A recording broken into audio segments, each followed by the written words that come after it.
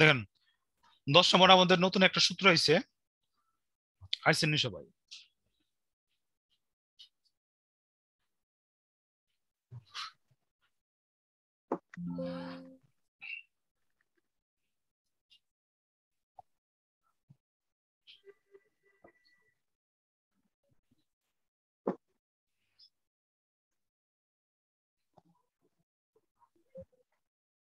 বাকি সঞ্জিদা বাকি। আচ্ছা, এটা সূত্রতে অ্যাড করে না? 7 নাম্বার। হ্যাঁ, gross profit.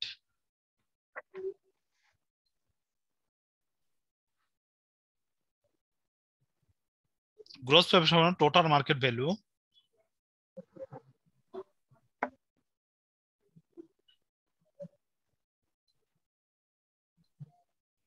Minus initial deposit. আচ্ছা, গ্রস প্রফিট কি আপনাদের মনে একদিন এই যে আমি যে আলোচনা করছিলাম প্রফিট আর আয় এবং মুনাফা কি আলোচনা করছিলাম না, খেয়াল আছে? আয় হচ্ছে নির্দিষ্ট, মুনাফা নির্দিষ্ট না। আয় হলো নির্দিষ্ট, মুনাফা হলো নির্দিষ্ট না। আচ্ছা, আয় রেভিনিউ, মুনাফা প্রফিট, পার্থক্য কি?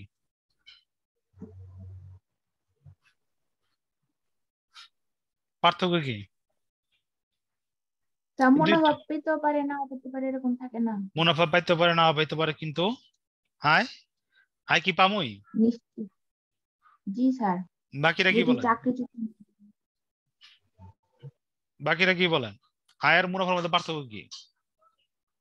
তোমরা সহমত নাকি বলো না?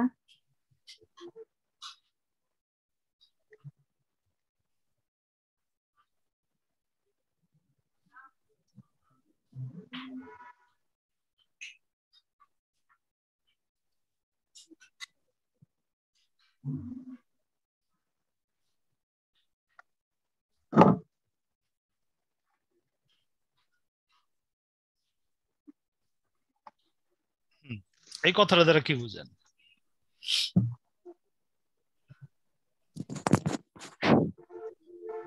স্যার এটা অনেকদিন আগে একবার বলছিলেন। দেখেন, আয় বাড়ছে মুনাফা কমছে, এটা কি? আয়ের মুনাফা কি এক? ওকে, আয়ের উপর ট্যাক্স দিতে হচ্ছে, তার জন্য মুনাফা কমে যাচ্ছে। আয়ের উপর ট্যাক্স দিতে হতে এলে মুনাফা কমে যেতেছে।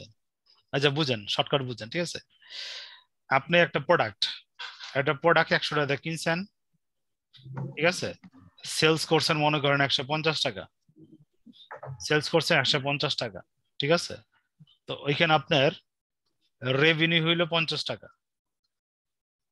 এই 50 টাকা রেভিনিউ করতে যে আপনার এক্সপেন্স হয়েছে, ঠিক আছে? মনে করেন এক্সপেন্স যদি আপনার 60 টাকা হয়ে যায়, তাহলে আপনার কি লস হয়ে যাবে? লস কত হয়ে যাব? 10 টাকা হয়ে যাব। এক্সপেন্স যদি আপনার 40 টাকা হয়ে যায়, তাহলে আপনার প্রফিট কত হইব? 10 টাকা হইব। এই জন্য বলছে গ্রামীণ কোম্পানির আয় বাড়ছে কিন্তু মুনাফা কমছে। গত বছরের চেয়ে মুনাফা কমছে।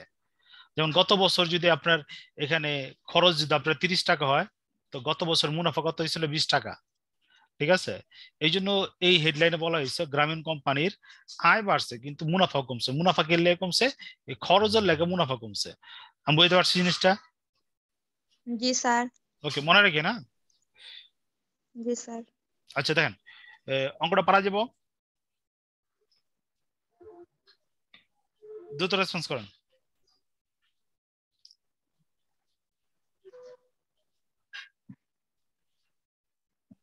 সহজ আছে, দেখেন ওই খালি যে রেটটা চেঞ্জ করে দিছে।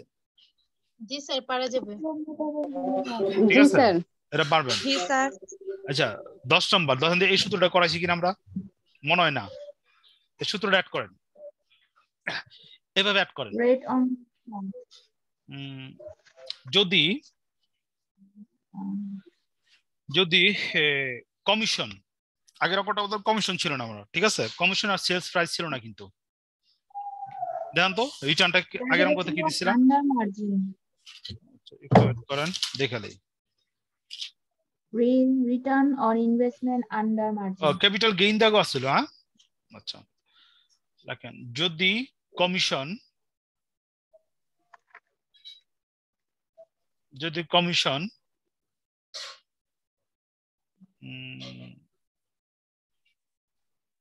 কিভাবে হেডলাইন করবেন? এখানে তো ডিভিডেন্ড আসছিল, এখানে সেলস প্রাইস দেওয়া ছিল,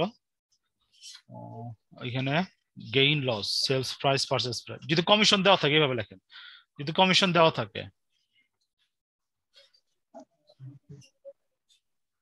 থাকে তখন ROI রিটার্ন অন ইনভেস্টমেন্ট, ঠিক আছে? ROI সমান সমান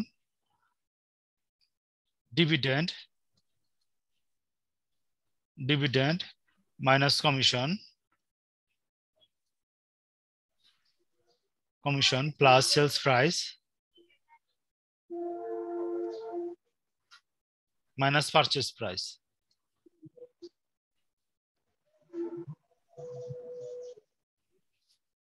নিচে হলো গিয়া পারচেজ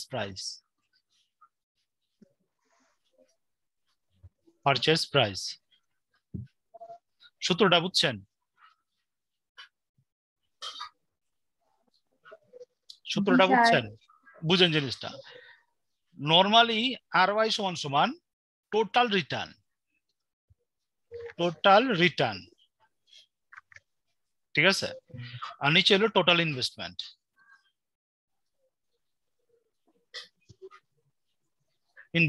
ইনটু 100, ঠিক আছে? এই যে দেখেন উপরে যে কাজটা করছি ওটা কিন্তু আমরা টোটাল রিটার্ন টাইপের করছি। Sales price purchase price commission বাদ দার ডিভিডেন্ড যোগ করে যেটা বেরাইবো ওটাই তো আমার টোটাল রিটার্ন। আর নিচে যে পারচেজ প্রাইস আছে এটা আমার ইনভেস্টমেন্ট প্রাইস, ঠিক আছে? এই সূত্রটারই ইলাবোরেট করে এখানে লিখছে। আমি বুঝতে পারছি? জি স্যার। আচ্ছা 10 নম্বর পারা যাবো, দেখেন একটু চোখ বলান।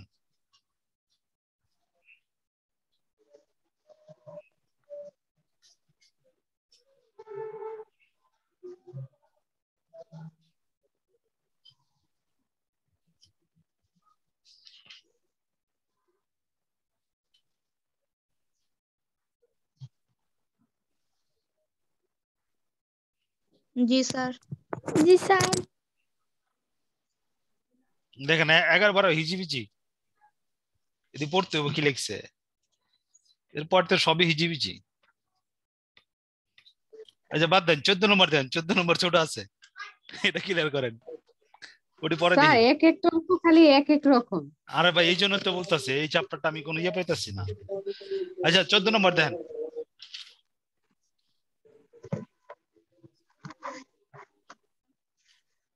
ওটি বড় অঙ্ক, ওটি বুঝাইতে সময় লাগবে। 14 নম্বর দেন, পারবেন কিনা?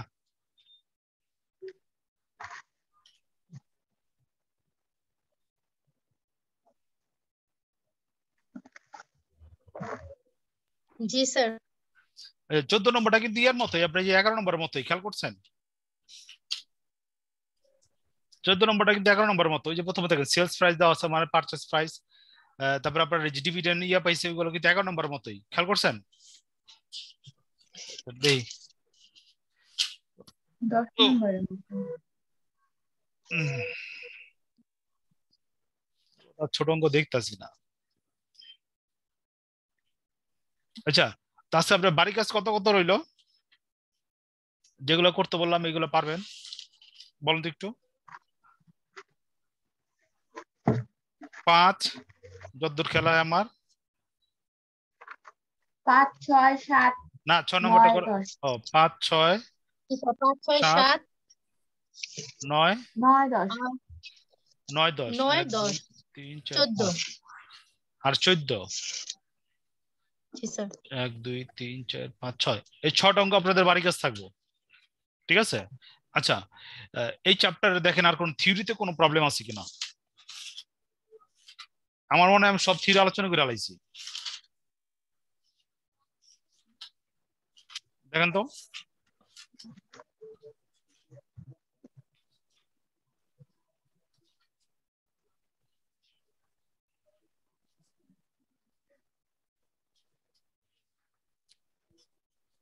সব জি থিওরি স্যার, আলোচনা থিওরি সব আলোচনা করা হয়েছে। থিওরি সব আলোচনা করছি, থিওরিতে কোনো সমস্যা নেই আছে?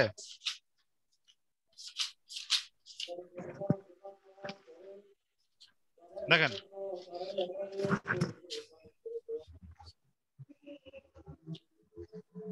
আচ্ছা, ব্যতিক্রমটা আপনাদের হাতে আছে? Yes, sir. এখন তো ব্যতিক্রমে কোনো নতুন থিওরি আছে কিনা এখানে?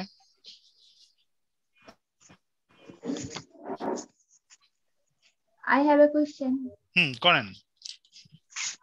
অবয় লেখকের কার্যাবলী।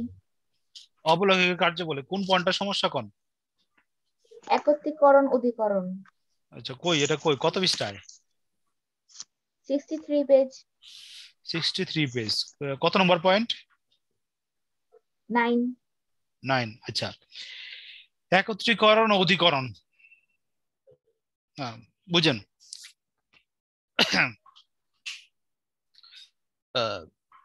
মার্জার, রিকনস্ট্রাকশন,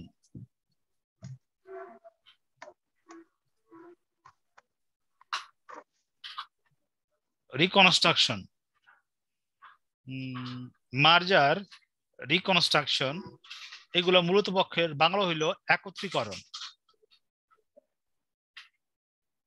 একত্রীকরণ অনেক সময় দেখবেন দুইটা কোম্পানি,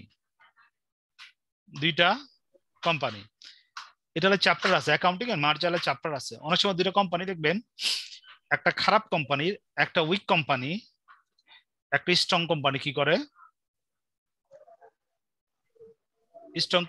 করে, একত্রে কাজ করে, জয়েন্ট হয়ে যায়। এই যে জয়েন্ট হয় এটার কি বলে? মার্জার বলে। এই মার্জারের বিভিন্ন ধরনের ফাংশন আছে, কার্যাবলী আছে। দুটো কোম্পানি মার্জার করতে হইলে তাদের যে অ্যাকাউন্টস আছে, তাদের যে মার্কেট ভ্যালু আছে, ঠিক আছে, এইগুলা ক্যালকুলেশন করতে সাহায্য করে আপনার আন্ডাররাইটার। কারণ আন্ডাররাইটার তো ওই কোম্পানি সবকিছু জানে, ঠিক আছে। তো আন্ডাররাইটার কি করে, যখন দুইটা কোম্পানি ফিউচার ফিনান্সিয়াল বেনিফিটের জন্য মার্জ হয়, অর্থাৎ একত্রীকরণ হয়, তখন আপনার এই আন্ডাররাইটার যারা আছে তারা কি করে, এখানে তাদেরকে সহযোগিতা করে। আমি বুঝতে পারছি? একত্রীকরণ অধিকরণ। স্যার আবার একটু বলেন, অধিকরণ কি?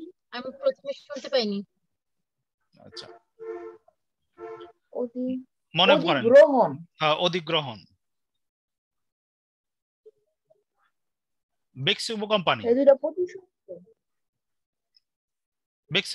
হ্যাঁ, মনে করেন ই ভ্যালির অবস্থা কি খারাপ,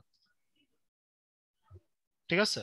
তো বেক্সিমো কোম্পানি কি গেল, ই ভ্যালুর 51% শেয়ার কি কোনো কিনে নিল, ঠিক আছে। তার মানে কি, ই ভ্যালি বর্তমানে কার আন্ডারে?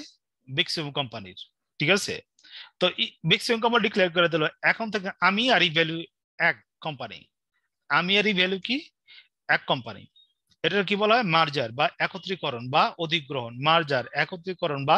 অধিগ্রহণ। যখন নাকি ই ভ্যালুরে আপনারে বেক্সিমো কোম্পানি মার্জ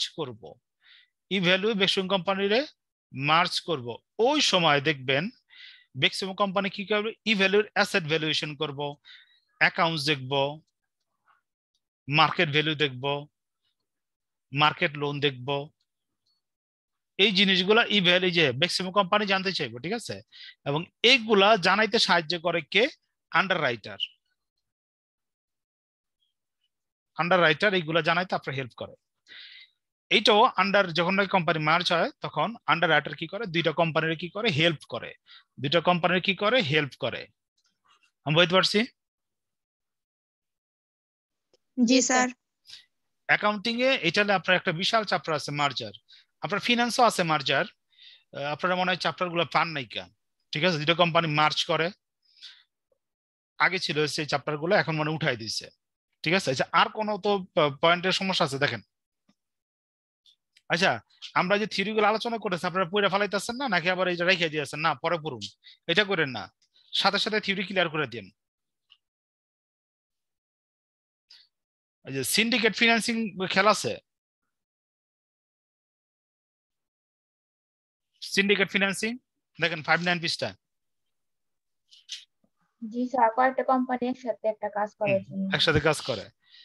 আচ্ছা আর কোনো কোশ্চেন আছে থিওরিক্যাল এই চ্যাপ্টারে? I have no question. আচ্ছা বাকি জনের দেখেন, কারণ আজকে আর ম্যাথ শুরু করতে পারতাছি না।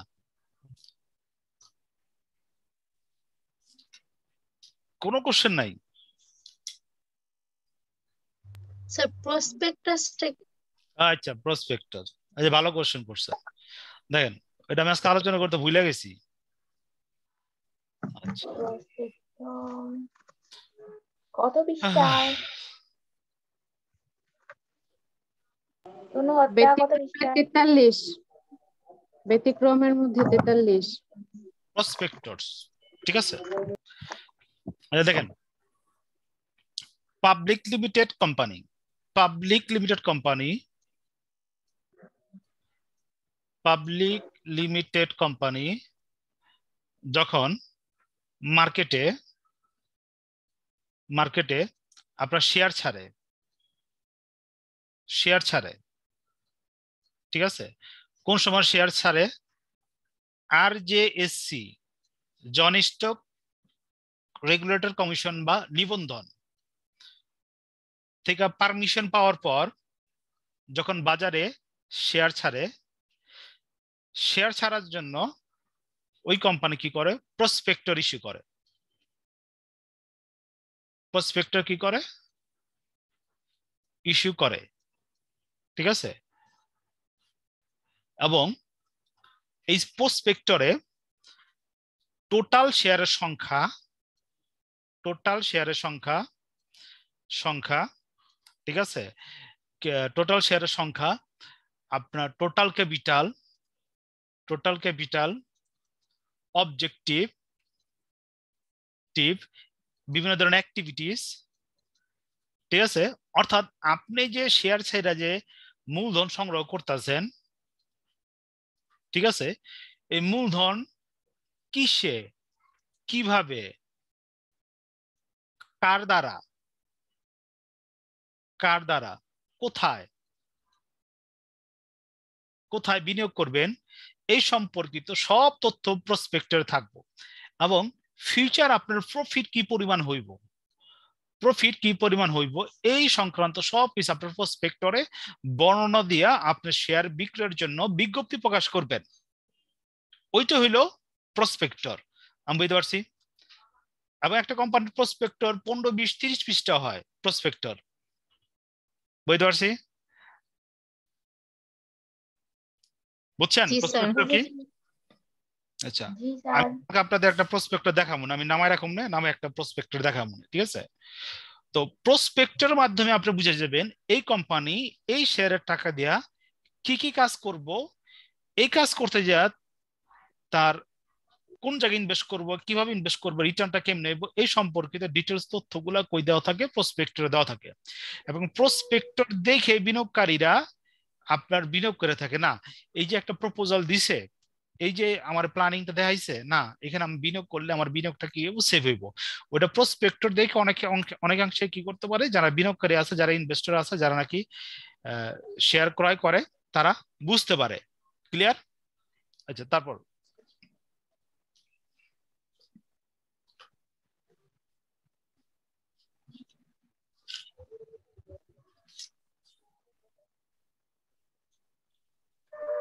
আচ্ছা পোর্টফোলিও তো বুঝেন।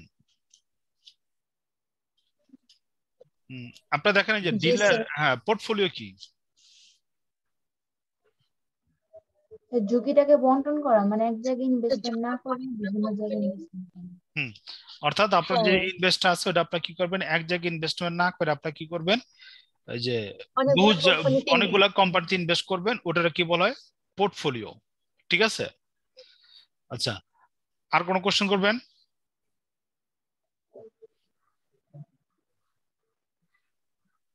দেখেন এরকম সুযোগ কিন্তু পাইবেন না, কোশ্চেন করেন যত মন চায়।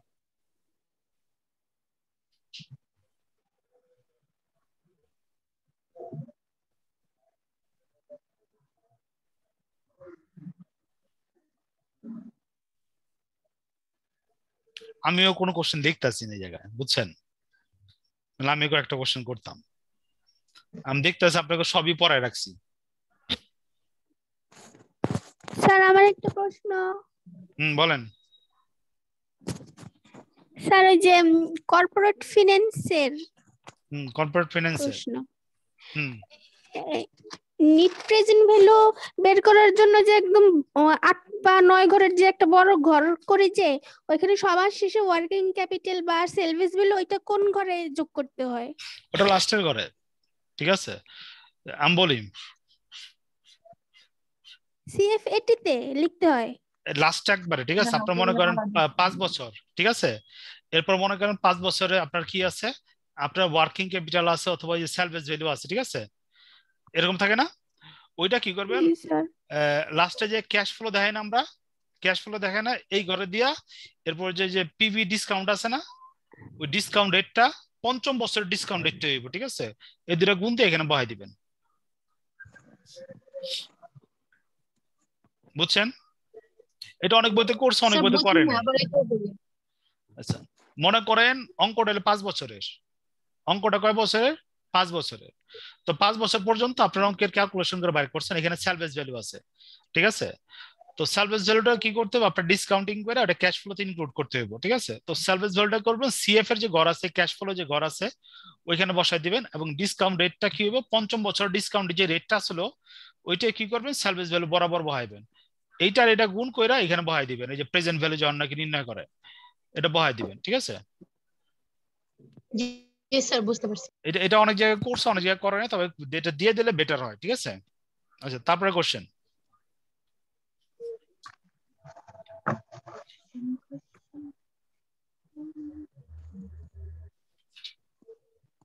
তারপরে কোশ্চেন।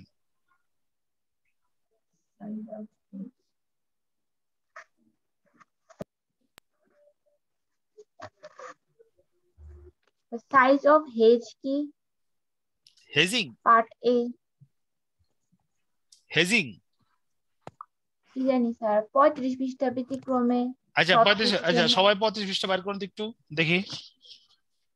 4.14 সাইজ অফ হেজ বলতে কি বুঝো? হেজ তো বুঝি, সাইজ অফ হেজ তো বুঝি না।